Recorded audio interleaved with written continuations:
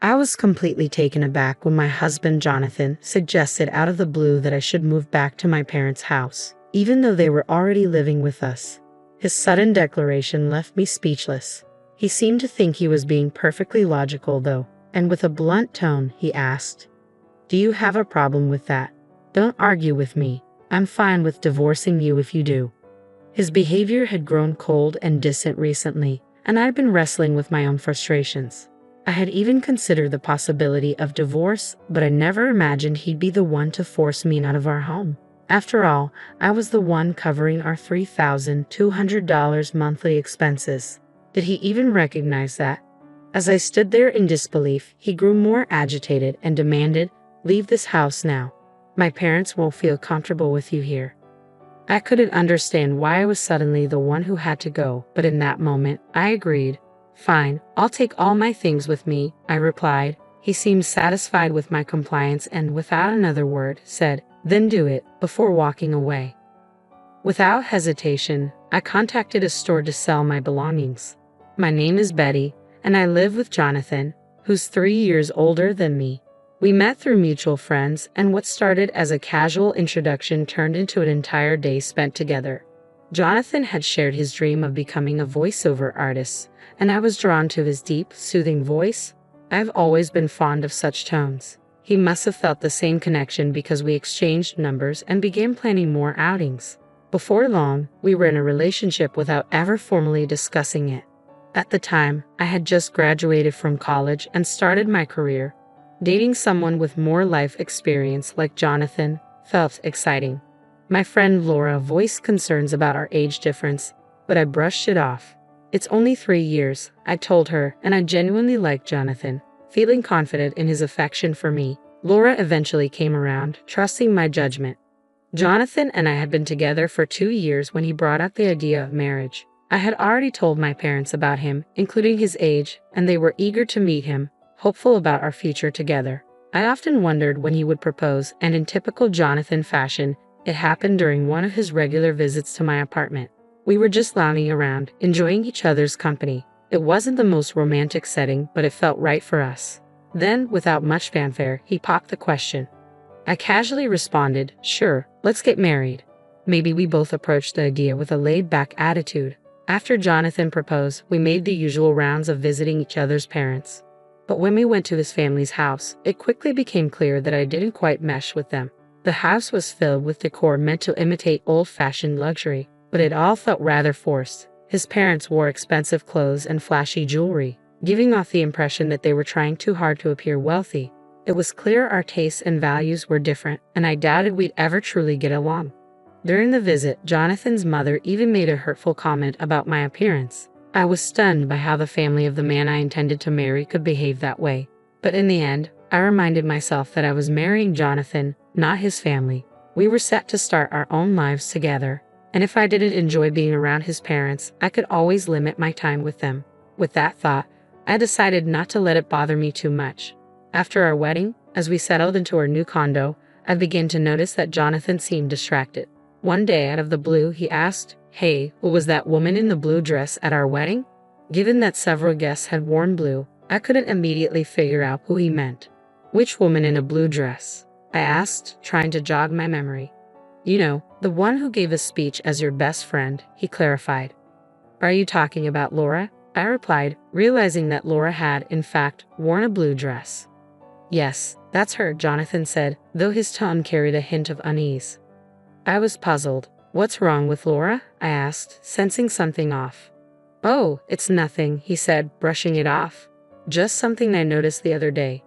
I thought I saw someone who looked like her on my way to work," Jonathan said, his expression a bit unsettled. "It reminded me she was your best friend who spoke at our wedding." I was confused by Jonathan's sudden curiosity about Laura and his flustered response, but before I could ask more, he laughed awkwardly and retreated to his room. Not long after, Laura called me, brimming with excitement. "Betty, my boyfriend's coming back to Canada next year," she exclaimed. Laura and her boyfriend had been together since high school, having known each other since childhood. He had moved away in middle school, but they stayed close first through letters and then by reconnecting in high school when he finally confessed his feelings for her. I had always loved hearing about Laura's romantic adventures. Even though her boyfriend had been working abroad for a few years, their relationship had remained strong. "Do you think he'll propose when he's back?" I teased. Laura giggled. "Maybe, but you're always jumping ahead, Betty." "Well, if he does, make sure to invite me to the wedding," I joked. "I'll expect another heartfelt speech like the one you gave at mine." "Oh, of course," Laura said, laughing. "But don't set the bar too high." We both chuckled, sipping our tea and enjoying the familiar comfort of our friendship. Laura had always been there for me, and I for her, sharing our lives and supporting each other through any struggles. Around this time, though, I began noticing some changes in Jonathan's routine. He started coming home later and later. "Working late again tonight?" I asked one evening as he walked through the door. "Yeah, why? Do you think I shouldn't work?" he snapped, a defensive edge in his voice. Jonathan had never let go of his dream of becoming a voiceover artist, and while I admired his dedication, it was starting to take its toll. He juggled several part-time jobs to pay for his voice artist training, but all his earnings went straight to that, leaving me to cover all of our living expenses. Saving money together felt impossible, and the strain was becoming more obvious with each passing day. As his hours at his part-time job grew longer, my concern deepened. "Hey, haven't you been working too much lately?" I asked, trying to sound supportive. "They shouldn't be making you do so much overtime, especially for a part-time job." He brushed me off, unwilling to discuss it, but deep down, I knew this relentless pursuit of his dream was starting to create a rift between us, both financially and emotionally. One day, I finally spoke up. "I told you, I'm worried." "I'm fine. More money is always better. Just keep your opinions to yourself." Jonathan snapped back, his tone colder than ever. By that point, he had grown distant, barely acknowledging me, and had stopped using my name altogether. He only referred to me as you when we spoke, and I had hoped that marriage would bring more warmth, more connection between us. Instead, his words had turned sharp and dismissive. The gentle, soothing voice I had fallen in love with had become rough and harsh. Jonathan had also been drinking more, and his voice even sounded hoarse at times, a concerning issue for someone aspiring to be a voiceover artist. Yet he showed no interest in discussing his health or making any changes. Conversations with him became rare, and eventually, he started avoiding me completely, even when we were in the same room. Amidst all of this, Laura called me, saying she had something important to discuss. I was eager to meet up, desperate for a break from the tension at home. We decided to meet at a cafe, and when we arrived, Laura carefully chose a booth with a clear view of the counter and staff. "You picked this spot on purpose?" I asked, noticing her cautious demeanor. "Yes," she replied, her expression serious. "I want a place where the staff can see if there's someone suspicious around." "A suspicious person? Is that what you wanted to talk about?" I asked, growing concerned. Laura nodded, her face tight with worry. She explained that ever since she left her job a month ago, she had felt like someone was following her. Lately, she even sensed she was being watched on her days off. The reason she picked that particular booth was because she feared the person might try to eavesdrop on our conversation. "Have you gone to the police?" I asked. "I did, but since there's been no direct contact, they said there isn't much they can do," she sighed. "What about your boyfriend? Isn't he coming back next month? Maybe he can help," I suggested, hoping she had someone nearby for support. "I'm planning to talk to him, but I wanted to talk to you first. You're closer," she explained, her voice tinged with unease. The weight of Laura's words hung in the air, and as we sat there, I realized that both of us were caught in unsettling situations. Her with a potential stalker, and me with a marriage that seemed to be unraveling before my eyes. I understood Laura's need for immediate support. She hadn't gotten a clear look at her stalker, making the situation even more frightening.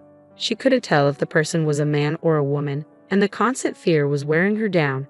Determined to help, I discreetly started watching from a distance, hoping to identify who was following her. At the same time, I was wrestling with my own troubled relationship with Jonathan, but I couldn't bring myself to talk about it yet. Then, I made a shocking discovery.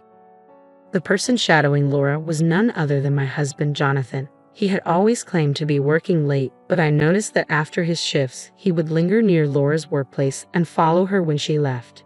Seeing him do this was beyond unsettling. The man responsible for my best friend's fear was my own husband. Jonathan's behavior completely shattered my perception of him. The man I had once loved, The one I thought I knew now seemed like a stranger. That disturbing grin he wore as he followed Laura chilled me to the bone, and the love I had once felt turned to ice. I knew I had to tell Laura the truth. I urged her to move immediately for her safety. With help from her colleagues, we arranged for someone to drive her from the underground parking lot to her new residence, taking every precaution to ensure she remained safe.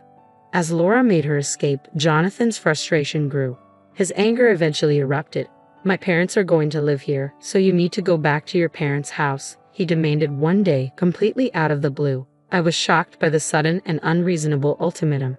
"If you have a problem with that, then I'm fine with divorcing you," he spat, losing his temper. Though I had already considered divorce many times before, hearing him say it so callously hit me hard. The reality of our crumbling relationship finally became undeniable. I couldn't believe Jonathan thought he could just kick me out of the home I was paying for $3,200 a month, every single month. Did he even remember that? I gave him a skeptical look, but he just snapped, "Just leave already. My parents can't move in if you're still here." His words didn't make any sense. "Why do I have to leave? I don't understand," I said, trying to keep my frustration in check. "Okay, I'll take everything I bought with me," I replied calmly, despite the whirlwind of emotions inside me. Jonathan, impatient, waved me off. "Hurry up, then," he muttered as he walked away.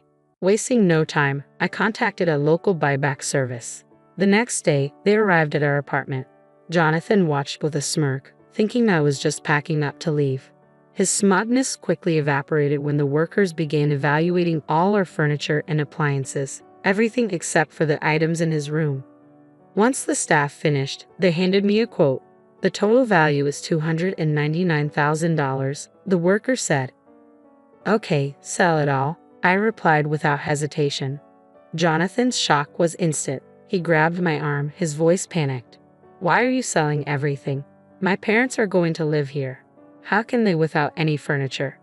I pulled my arm free and looked him dead in the eye. "What do you mean? When we got married, you told me you were broke because of your acting classes. You asked me to handle the rent, the furniture, and all our living expenses. Now, with your parents moving in, you can cover the $3,200 a month yourself, right?" Jonathan went pale as reality hit him. Desperate to save face, he tried to regain his composure. "You think talking about money will stop the divorce? Who do you think you are?" he sneered. "I've already gotten close to a rich lady," he added, striking a ridiculous pose. His words made my blood boil, but I stayed calm, remembering how Jonathan had been stalking Laura recently. If that was his idea of getting close, his perception of relationships was more twisted than I thought. Laura, who came from a wealthy family, her grandfather a successful businessman, and her father his successor, never flaunted her money. She lived just like the rest of us, modest and down to earth. Jonathan, however, must have found out about Laura's background and saw her as a ticket to the life he wanted. It infuriated me that he thought wealth made someone more desirable, but I knew the truth. Laura would never be interested in him. She had been with her high school boyfriend for years, and he was returning soon with plans to marry her. Jonathan's delusions would crumble soon enough, and I wasn't going to be around to witness the fallout. When I mentioned that Laura felt uneasy because someone had been stalking her, Jonathan was taken aback. He was shocked to hear that Laura found him creepy and that they weren't as close as he believed. "I always walked Laura home," he protested defensively. "You're lucky I didn't call the police," I shot back, my tone sharp. "But I didn't know she had a boyfriend. He's been away. She picked me over someone she doesn't know," Jonathan insisted, trying to justify his misunderstanding of their relationship. "They've been writing letters since they were kids and talk almost every day. Unlike you, who only has part-time jobs, her boyfriend is successful. Even her dad likes him," I pointed out. Jonathan's expression turned profoundly sad as the reality of the situation sank in. It was clear that his fantasies about forming a relationship with Laura were just that, delusions. As the movers arrived to take our belongings, Jonathan seemed somewhat relieved. "I guess you're all I've got now. You'll always support my dream of becoming a voiceover artist, won't you?" he asked, attempting to appear unfazed. I met his gaze with steely determination. "Sorry, but I've already begun divorce proceedings. From now on, we should communicate through our lawyers," I said coldly. Thinking I still had feelings for him, Jonathan clung to me. "Don't say that. Haven't we been getting along all this time?" We've been getting along ever since you discovered that my best friend, Laura, is wealthy. You've become distant and started spending time with her right after our wedding. I realize now that I made a mistake," I continued, my voice steady. Jonathan broke down in tears, and despite being older, his childish weeping only made him less endearing to me. I could no longer bear to be near him. "Enough," I snapped. "I've also informed your Uncle Unmul about the divorce. You know he's a tough man. Well, he's decided to work for him, which means I can no longer support your voiceover dreams. You barely practice as it is. It might be time to accept reality and stay away from Laura. If you don't, I'll call the police." With those final words, I left, determined not to look back. For now, I would stay with my parents, though I considered moving closer to my workplace if I found a suitable place. Meanwhile, as expected, Jonathan ended up working for his uncle, and his parents, who had plans to rely on him financially after his marriage to Laura, also moved in with him, all of them now working for his uncle. It seemed that exploiting others was a family trait. I felt a wave of relief wash over me as I escaped that toxic environment. Age wasn't the significant factor. I vowed to be more cautious in choosing my next partner. On a happier note, after settling things with Jonathan, Laura invited me to her wedding. She introduced me to her long-term boyfriend, and I genuinely wished them both happiness.